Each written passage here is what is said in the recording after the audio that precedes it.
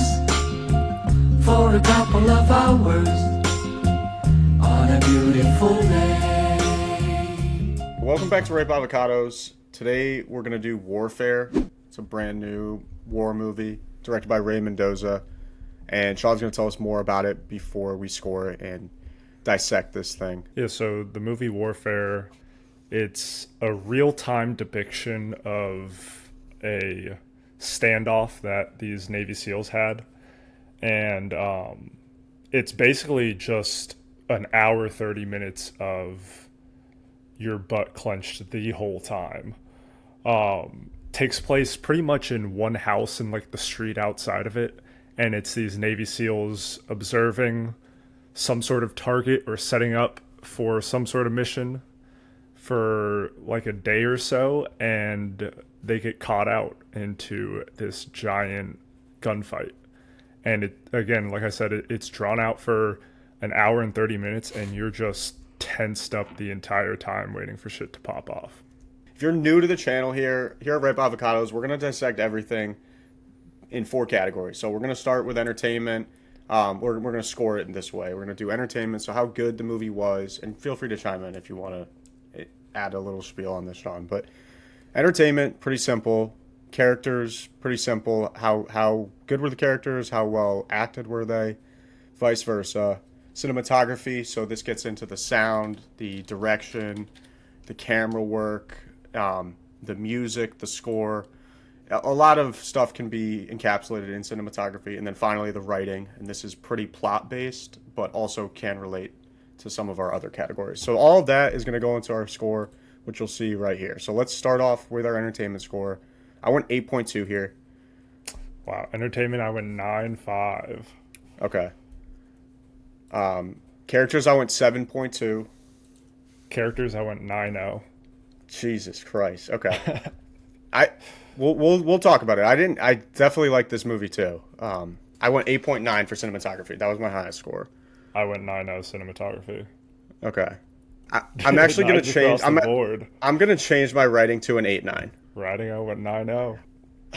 There's so many ways we could dive into this, but I guess what are your initial thoughts? I'm assuming you liked it a lot. You gave it a really high entertainment score. Gave it a high everything score, really. I love this movie. I think this might be one of, if not the most realistic war movies I've ever seen. Throughout this entire movie, I feel like we're so diluted in the action movie space where like John Wick, fucking Ethan Hunt from Mission Impossible, like they have a gun in their hand and they're able to take out 12 guys with one magazine. And it's like, this movie was so real where you only see like 2 people die in the entire movie in an hour 30 minutes of gunfighting. It's absolutely insane. Like you see one enemy combatant get shot by Charles Melton's character, but he hobbles away, so we don't even know if he really died. Yeah. But then I think 2 of them died from the IED explosion. But I mean, this movie just had my palms sweating the entire time. Like I was so tensed up throughout this movie, and any window someone was peeking or doorway someone was peeking, I thought their head was going to get blown off. But again, that's I think because I watched too many action movies.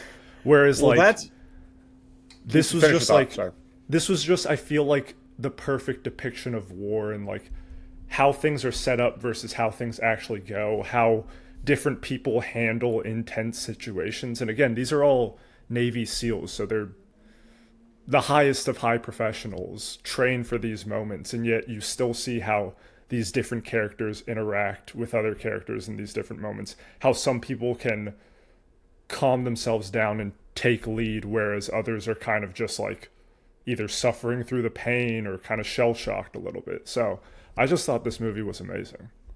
Yeah, I second that. I love the aspects this movie uses, and we've seen this before, and you and I have watched every war movie known to man, any war adaptation, I would say. I liked a lot how this one, as you mentioned, it swayed away from like direct. Sorry, there's some fucking Mario Andretti going by my Dominic Toretto outside. It's so annoying. I liked how they used personal aspects, and they kind of broke from the soldier mold when like the frogman shuts his radio off when both of the guys get blown into smithereens. I thought both of them were dead. I guess both or one of them definitely survives, but it's crazy. And just the sound effects used in this movie in general were phenomenal, or I guess sound design, it would be the right term. The first scene, we have the high point of the movie, and I really liked how they utilized this scene. It's just a bunch of soldiers in a room watching the Call on Me music video, or I don't even know if it's the music video, but it's just like I a think it's go-go just some dance. I think it's just some like workout, pump it up dance. Shout out Yeah. Substance. Yeah, I mean, you could call this misogynistic, whatever the fuck you want to call it. It's just a bunch of soldiers who have been, stationed in Iraq for probably years, maybe months on end, and they're just, this is just locker room talk. They're not doing anything wrong. They're just kind of fuck that guy. They're just vibing with their boys. And when I signed up for this movie, it's an A24 movie, and I know it's a war movie. I knew this would be like the highest of the highs, and that is probably the only time in the entire movie I think I laughed was this first scene. And it's also like one of the loudest scenes they use, and then immediately they cut to black, and it's this extraction scene out of, I don't know, like Zero Dark 30, and there's like 20 soldiers just both coming in from either side of the camera. There's not a lot they're doing there, but it's so effective because of the lack of sound in like the following scene. And I think they do that throughout this movie. Whenever there's like a huge moment, they either muffled the sound or made the sound. What's the term that they use if there's like a flashbang? They use that ringing noise, I guess, like, is what I'm looking for. Yeah, a lot Like of your that. ears are ringing. Yeah, and That was the overall, worst imitation What? of a flashback ever, but Yeah, no, I know what you mean. Just overall, though, the sounds were phenomenal, and the smoke and the visual aspects of it were phenomenal. I mean, when the first IEDs go off, it almost looks like it's dawn, or excuse me, dusk, and it's like the beginning of the day, and it's literally just so smoky from all the gunfire and all the explosions that have taken place. And every time the plane flies over the street, that was cool. Show of force or whatever it was. Yeah. Dude, yeah, I could talk about the sound all day. When that first IED goes off, I mean, even when it's like they're just like looking through that little hole with the sniper, and the grenade comes through, and it's just like ding, ding, and instantly the explosion goes off, and everything goes haywire. I think that added to the anxiety factor of this movie. When things would go quiet, you're expecting things to pop off, and they don't. And when you don't expect something to pop off, it does. Like that IED explosion completely caught me off guard. If I'd watched that in IMAX, I probably would have shit myself. But like when that went off, and then the noise is completely muffled, like you were saying, kind of like a flashbang went off, and the gunshots are muffled, people screaming is muffled, and then again, it's the hard cut to Joseph Quinn's character with his legs fucked up, just screaming at the top of his lungs, and you can't hear anything else.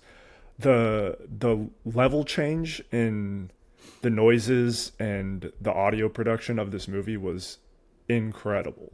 It just added to what made this movie so amazing.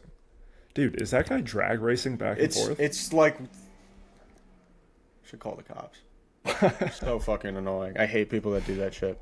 Yeah, no, this whole movie was like that. It was, one scene was really quiet, the next scene was loud, and even when Joseph Quinn's getting pulled inside, I mean, initially you just see his face zoomed in, he's screaming, and then I think they shut the door, or they just walk into that, I think, the kitchen area. But this poor family, by the way, I loved the aspect that they used to show how it's just so shit luck that they have. They happen to like perch themselves up in this house. This family didn't do anything wrong.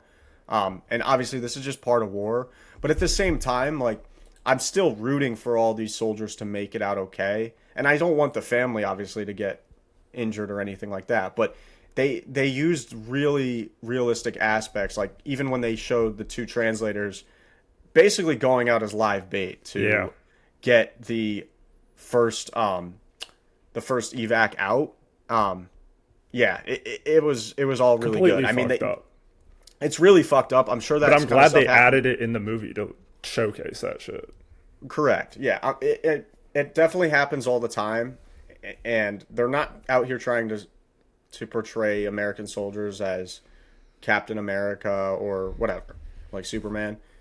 But at the same time, the bond between all of these guys, even though it's just an hour and a half movie, you feel it. You feel it the whole time. When Frogman doesn't even really say anything to Elliot before his legs get exploded, but you can tell that there's some bond between those two guys. They just kind of like do some nonverbal exchange right before he gets in the accident, and then Elliot is or Frog. I don't even remember Frogman's actual name. The light skinned guy. Sam. Wait, Sam. oh, light skin? He was like mixed race yeah, or wait. something. Yeah. There was two. There was a light skinned guy. You're right, and there was a mixed race guy. He's probably not. Oh, it I was don't like know. DeFaro Wunatai. I completely butchered that name, but Ray He was Mendoza. he was the other guy on point, like with Will Poulter, Yeah, the guy with getting comms. the guy on he was comms, getting yeah. Right. yeah when that The guy that jarhead. directed the movie. Oh, that's Ray Mendoza. Yeah. I honestly didn't know that. Okay, well he's a phenomenal actor. Did not realize he directed it too. I knew Ray Mendoza's name, but I didn't have a name or a face for the name. But nonetheless, the scene when he's aiding Elliot, I mean, he literally like knees on his on like kind of his bone of his leg to try and make a tourniquet because his hands are so rattled and shaky he can't even tie one. And then Will Poulter sees this. He can't even like tell Will Poulter that he's unable to do this, but Will Poulter like just watches his buddy, like knows that he's fucked up. He tells the other guys to like check on Sam, or maybe I'm probably mixing up all their names. This is sort of why I had the characters a little lower because I can't remember all their names. But granted, it's an hour and a half movie, so I get it. But Sam the point, was Joseph Quinn, and then Elliot was the one that like woke up halfway through the movie because he was the one that was getting dogged this entire he's time. Elliot's from Shogun, so I recognized him, and I know Will Poulter, and I know the guy from Stranger Things, and that's Quinn, right? Joseph Quinn, yeah. Yeah, okay. And there's Charles Melton from Riverdale. From the Ariana Grande music video. Go look that up if you haven't seen it. His first role was in like "Don't Break Up with Your Boyfriend on Board," or I botched that name. Whatever. The point Break I'm up making, with your girlfriend on board or some shit. yeah, I don't know. when he's aiding Elliot and the jarhead kind of comes in and he's like, "Let's fucking go, let's get," like, and he's stepping Oh, on his yeah. feet. He's getting all like he's trying to rile up the guys or whatever. Granted, he hasn't seen any sort of trauma that day, and I just liked how the Frogman got like pissed and just was trying to protect him. Yeah. And to be fair, like I give this an 8.2 entertainment. Yeah, so I thought this movie was really good. I wouldn't say this is like the best war movie I've ever seen, but it's definitely really good. In recent memory, like what are the other recent war movies that have come out? 1917. I put it kind All of Quiet on the Western Front. I actually have not seen that, but Oh, I shit. do need to watch that. So I haven't seen every war movie, but I've seen most, I would say. I thought it was pretty even with 1917, but they're so different. It's kind of hard to compare the two. There's just so much downtime in this movie where I guess there is aspects of that. It's just a completely different era, whatnot. I'm going on a rant here, but See, that's the thing with this movie. Like, there was, I guess, quote unquote downtime, but it never felt like downtime. yeah, That's the thing why I love this movie so much. It just felt so real. Granted, like I've never experienced that, even something close to that, but this movie gave me a sense of what it would be like to be in that moment. Just shit going everywhere, and again, seeing how the different characters react to different things. Like you were saying, one of the Navy SEALs was like amped the fuck up and trying to like go crazy, while others are shell shocked and others are just focused on the mission at hand. It's just, I don't know, everything just tied together so well. And to top it all off, you're watching all this happen for an hour 30 minutes, just completely tense, insane firefights, and it ends just as abruptly as it started. They all get into the evac tanks and roll out of there. Like, and the you don't problem's even not really know resolved. what the mission was. Yeah, it doesn't glorify war at all. It's just a real time depiction of what it is. And I think that's like, we don't see that enough. And yeah, no, you're totally right. And to be fair, I thought that was like the whole message of the movie is what the hell is the point of all of this? We have a 20-man brigade almost just break into a house, which is like brick for brick sealed this apartment. So this guy went, this dad went through, and props to him. I would have probably done something similar to make it as hard as possible to get anybody in my apartment. His whole family is just basically held hostage for a day. Their house is destroyed. There's blood all over it. Like they can't live there anymore. Also, the local, whatever the local like militia is, knows where they were harbored. So like, who knows what that's going to bring to them? I love the scene at the end too when all the militia members come out of there. They're probably Taliban, I would assume. They're coming out like kind of like cockroaches, like one by one. They just emerge in the street, and it's sort of like the same thing for them. All of them are just like, what the fuck happens now? We killed.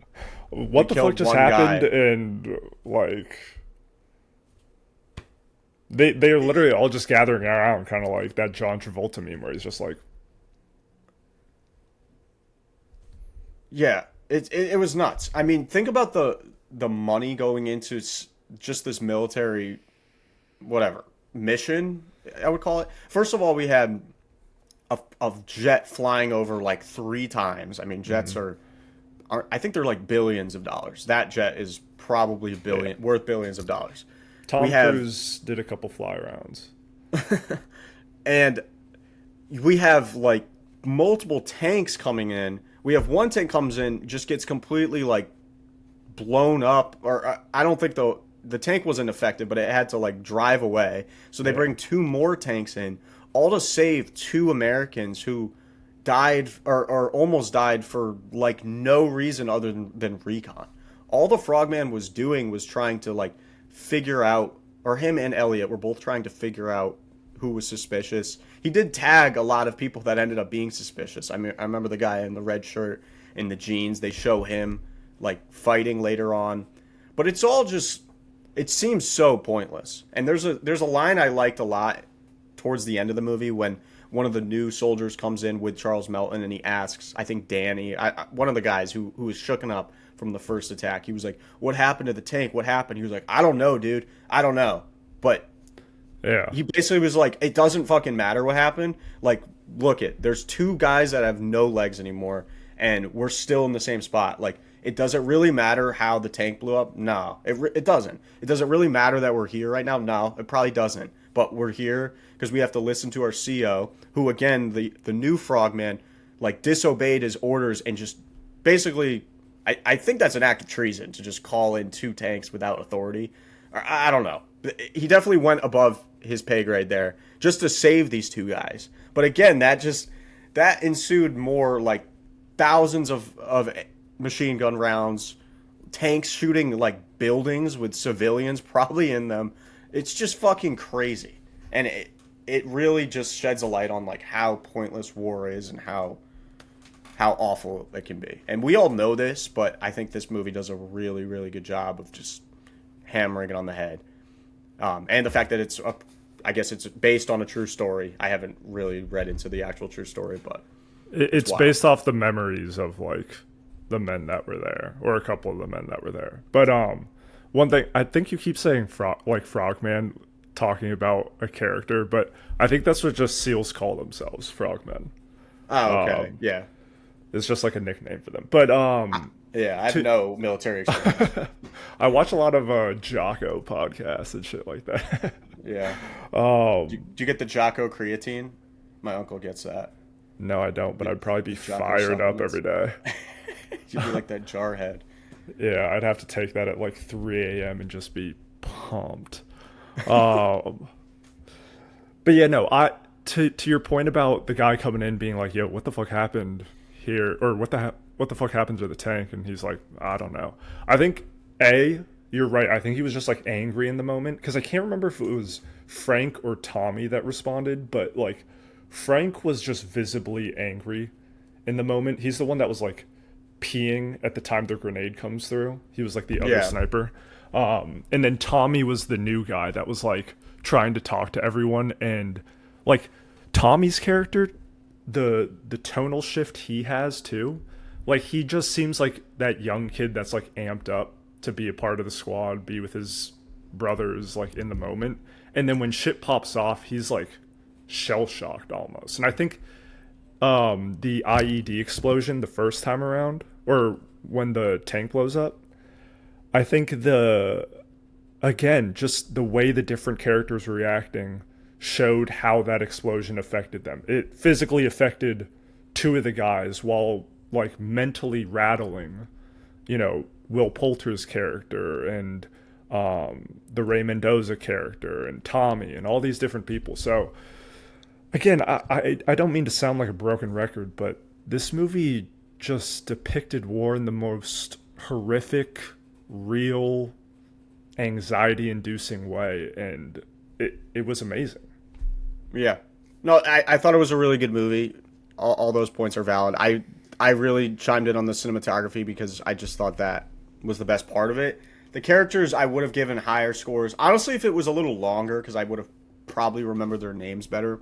Not that they were all the same person. They weren't at all. You touched on it. They all react differently to trauma and these different scenarios they're going through. And I thought the writing, I gave it an 8.9. I changed it from a 7.9. Like, for a war movie, it was really good. There wasn't excess dialogue. They actually used like a lack of dialogue pretty much after that Cry on Me like music video in the beginning. There's like a 20-30 minute period where they don't say more than 20 words, I'd say. Like, it's very minimal talking. Kind of reminded me of Dunkirk a little bit.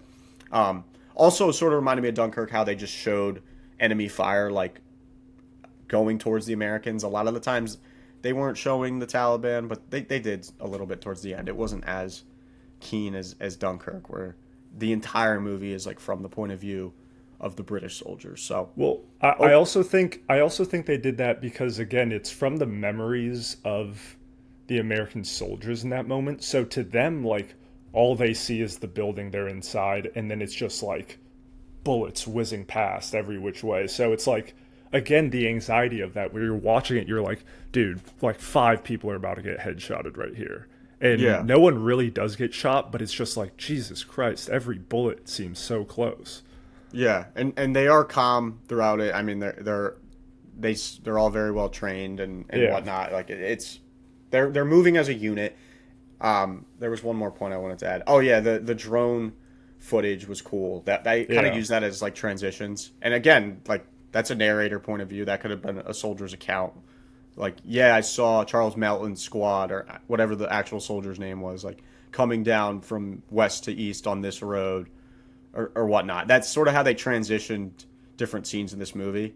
Like, I loved the coolest part, honestly, was when he meets up with them and then he shows them sort of start to venture out onto the road and they're just like in a gunfight. But they didn't have to like show them walking out of the house and like initiate the gunfight. It was just manifested manifested isn't the right word, but it was just transitioned well with that drone footage versus that AC-130. Yeah. I thought it was cool. But overall, man, we gave this an 8.7 out of 10, and I probably dragged it down a little bit. I had one score in the 7s here. Definitely did. But overall, that's a really, really good score. That's one of the top, I'd say that's a top like 5 score overall from all the movies that we reviewed so far. And this is probably the best movie I've seen this year to date, I would imagine. That in 2025, granted, we're only in April, but I was very...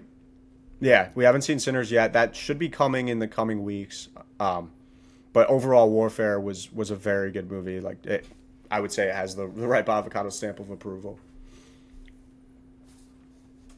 I got nothing else to add, man. I just want this movie to come to streaming so I can watch it again. Yeah, no, I do as well. I also think Will Poulter and Ray Mendoza were both like severely concussed. That's what they were trying to show.